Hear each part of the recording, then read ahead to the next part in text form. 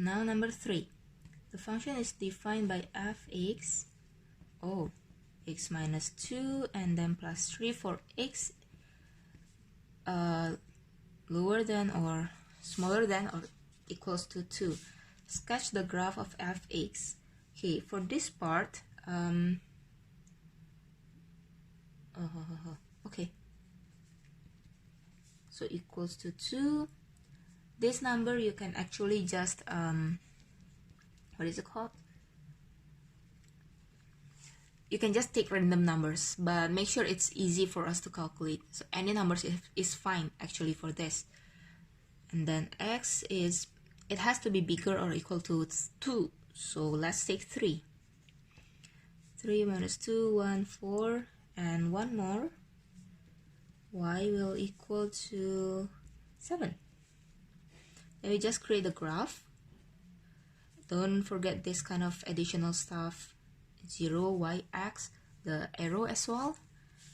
And we have x2, y is 3.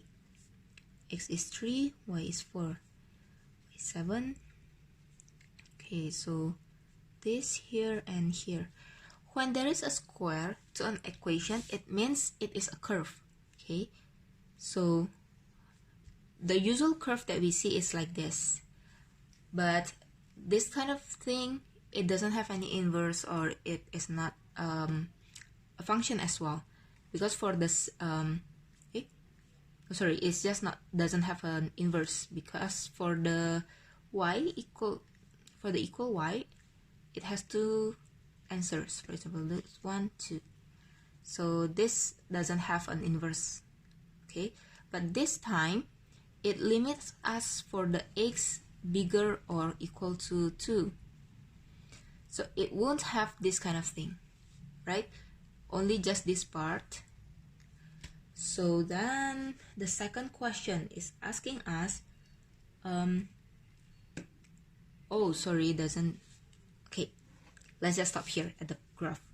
Second one, it only asks on the same axis, sketch the graph of inverse. Okay, so what I explained just now, this proves that this equation has an inverse. Okay, if the curve is not limited by this kind of stuff, and then it will have the full curve, this one doesn't have an inverse. Okay, but since this equation is 1-to-1, then this one has the inverse. Okay, so the next question, on the same axis, sketch the graph of fx inverse without finding its equation. Okay, same axis means you do it in the same, in the same graph. Okay, so there is a graph of the f function and there is a graph for the inverse function, right? We can make it differently, like different graph, but when it's said in the same axis, it means you have to combine it within one graph. Okay, so from just now we have 7, 4, 3, this type, right? Okay, the inverse function is when y equals to x, so this is 45 degree, and then it's reflected on this line, so it means it will be like this. This is y of x, and then this is y inverse of function x. This way we don't need to find the equation, right?